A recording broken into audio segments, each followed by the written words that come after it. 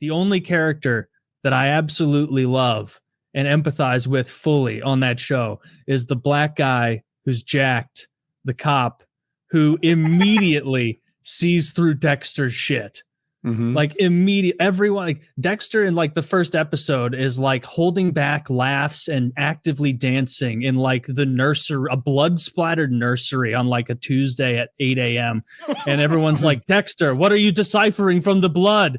And that one black guy's like, get this fucking weirdo away from me. Dexter, I want this report by tomorrow, but you're a fucking creep, dude.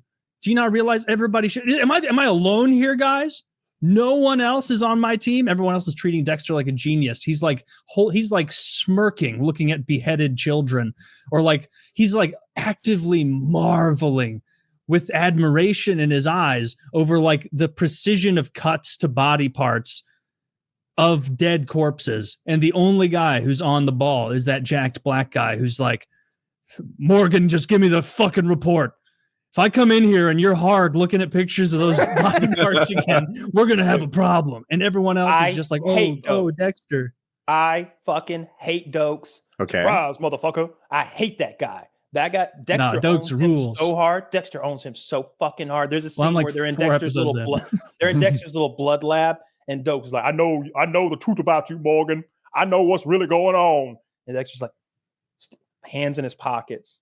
You can see the mask has completely come off, and he's giving him like the serial killer grin. He's like, well, here's the thing. You're never going to catch me.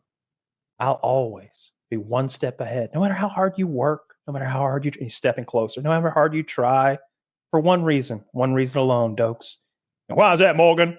He goes, because I own you. And he headbutts him in the nose so fucking hard it decks him. And then Dexter walks out quickly into the room with all the detectives, casually, like nothing happened. And Doakes, of course, tackles him from behind. I'm gonna kill you, Morgan. I'm gonna kill you. And it's like, detective, give me your badge and gun. I don't want to hear it. You've assaulted Morgan. And it's like game over. And it's like, yeah, he does own him. That was such a slick move. I love that part. Okay, well, that's definitely in the future. From what's happening now, but I'm not very invested. It was just, and that was a very good Doakes. That may be the best impression you've ever done. I really like that one. That was very close, but I like it. He immediately sees through Dexter's shit, and it's one of those things where it's like everybody, other than his sister, who's like lonely and afraid, and like she's going to see the best in him no matter what because she doesn't want to be alone in the world. But like everyone else, it's like this guy's a fucking creep. I knew someone who fucked his sister. She's a little odd looking. Really? You know someone who had sex with her in real life? Yeah, I think that she was cheating on her husband with like my friend's husband or something like. It's been a decade and 12 years or something, so I'm always fuzzy about the details. But something like that happened. There was infidelity that involved her and my friend. It was my girlfriend's friend that I was friends with. I went to high school with them. But anyway, that was a situation. I remember hearing about that. Deb is not attractive, though. She got them snaggle teeth. She's built like a 12-year-old boy. You know, she's just skinny as a rail. She's got no butt, no boobs. The least believable thing in all of Dexter is that she could successfully pose as a prostitute and capture anyone. All day she'd have just been standing there with her skinny ass. $5, anyone, please. The big that's so I didn't think about that. There were some heavy hitters in her little squad of whores. No one would have been picking up Deb. Bunch of curvaceous Cuban bitches over there, like, yeah, Poppy, you want some of this? And then there's Deborah Morgan over there, like double A cup and Taylor, an ass that can't hold. Also find her up. unattractive? I mean, I do not think she's particularly attractive. Yeah, I think there's something. She has a very long, what you'd call a horse face. I thought she was pretty hot, and so one, of course, skinny girls don't turn me off, but two, there was like oh my god, this is so fucking gay. I'm about to say, there's like a relatable boyish quality to her. Sometimes we've been doing this for over a decade, and you still surprise. She's got this. She vibes boyish and charming about it. I think maybe what you're trying to say is she's got a, no, let it under the record. I nailed it. She has like super long clit, like it's. She has like a Huckleberry Finn-esque tomboy kind of appeal to her, where we could both. You could see her wearing maybe some overalls and hanging out by the creek. You know, that sort of thing. Yes. Not what that you is said, what I'm. though. That's real good. Not what you said. It's good content, though. Yeah, it is. Yeah, never really had a thing for her at all. But it's a good show. It especially in the early seasons, it just jumps the look. Every season after the initial formula of hey, Dexter is a serial killer who kills for good, and then he's got to be sneaky. Once you've digested that enough times, now they just repeat this plot point of Dexter meeting a man in a very gay kind of way, almost, who he's like, oh, this could be my soulmate who knows that I'm a serial killer. And person? That's a totally different lady. Who's that? That's a totally different lady. I mean, that's a good looking broad right there, but like, well, she looks old in this picture. Yeah, this is current her. That's so much. That's not her, Zach. I don't believe you. There's no way that's her. It's not her. Her head and her face are different. Her body is different. She has titties now. Whatever I have is contagious, and Zach caught it. He can't tell two people apart. He has face blindness. This isn't even close to the same. It's a white woman. What are you talking about? That's the close. Jaws are different. There we go. Oh, that's a great picture, lady. Dude. Tell me that woman's not pretty. Dude, that's she looks the pretty ideal there. female form. It doesn't matter if you like it or not. I mean, it's pretty great. In her Adidas photo shoot, yes. Yeah, that might be shopped a touch. No, it's definitely not. She's wearing Nike shorts and an Adidas top. I don't know. It's not a photo shoot. What's that text at the bottom right say? Like, what's this photo from? I don't care. Photo by James Weber. Yeah. I actually buy everything about that photo except the boobs. They just seem 3 times her real size. Unless they like I don't know, strap those bad boys down for TV. They did a little defining in the Photoshop on the top, a little more shadow, maybe. They do that. Maybe it's like I also hated Dexter's love interest, that blonde chick with the kids. Sick of her. I hate her. Let me tell you, of all the ungrateful bitches in television history, I don't know who's higher on my list of ungrateful bitches. I know the other one. Whether it's Dexter's wife or if it's Walter White's wife. I knew it. Now Walter White's wife committed crimes, murders, and many other things, as far as his family knows, for their own good, because he's dying and he wants to leave them a fortune. We know that he has his other aspirations, but they don't necessarily know that when they're making their decisions to betray him. So that's incredibly ungrateful. However, Dexter Morgan hooks up and becomes a father and a parent to this blonde lady who's white fucking trash with 2 kids, no car, can barely afford her rent, has no degree, no job. Really, she has some shit job. She's like a hotel, behind the counter girl or something. No offense to anybody who does that. That's not a career. That's a job. And Dexter swoops in with his cool job, his good salary. He's like, here, have a car. Right away, he gives her a car, and he's filling in as a father. And she is so ungrateful. Anytime he's late or he lets her down in some small amount, she's all the fuck over him. I hate her. And when she died, I cheered. I was like, finally, now we just got to get rid of them kids. Now we just got to kill them kids. I don't care. I'm not paying that much attention. I've already got 2 more seasons before she dies. John Lithgow is going to bleed her to death in a bathtub. It's one of the most shocking deaths in TV history, according to a website I read. I saw it coming up. I mean, come on.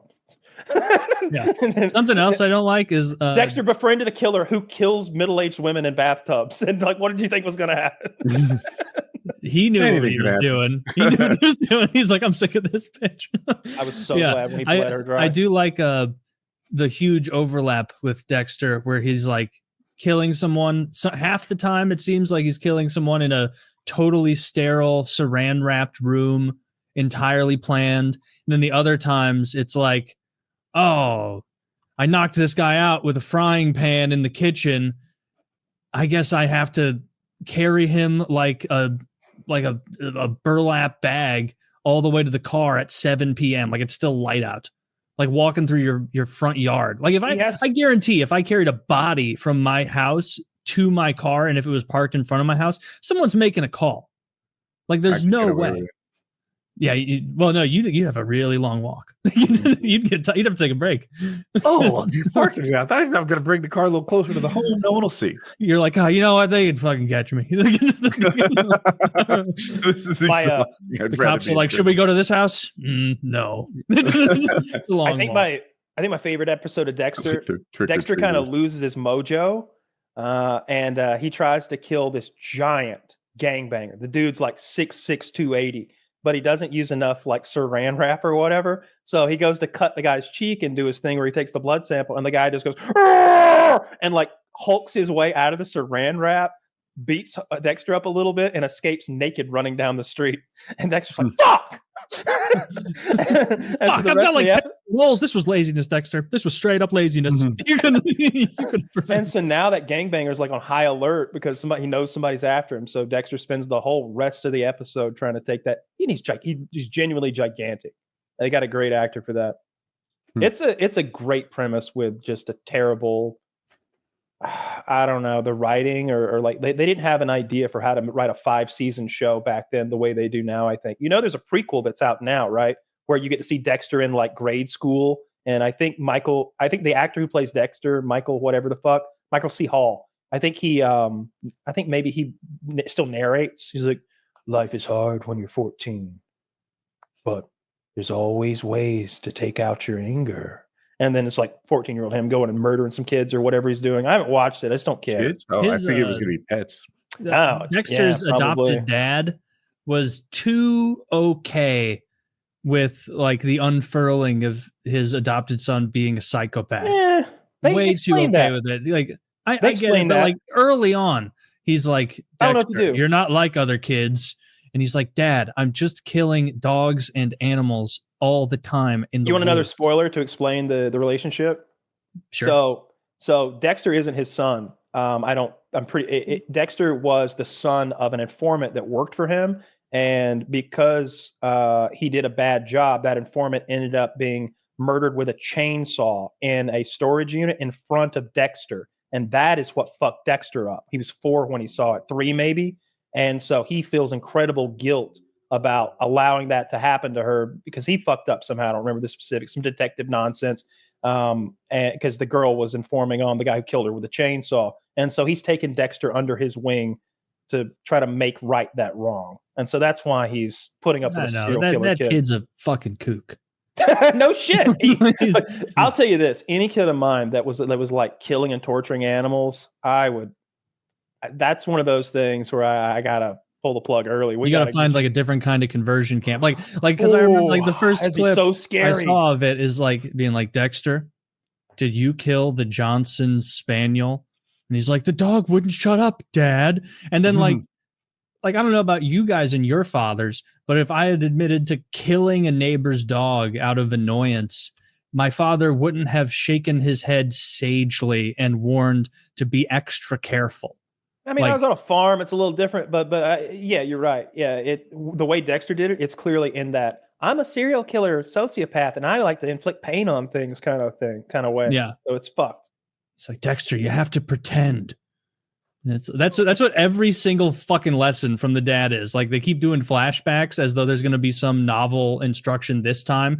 Every single time, it's like, Dexter, you're not pretending well enough. If you're gonna kill people hardcore your entire life, you got to be a good pretender, over and over and over and over. And it's only like 6 episodes in. He doesn't pretend well at all. The only guy who sees through him is the black guy. Everyone else is retarded.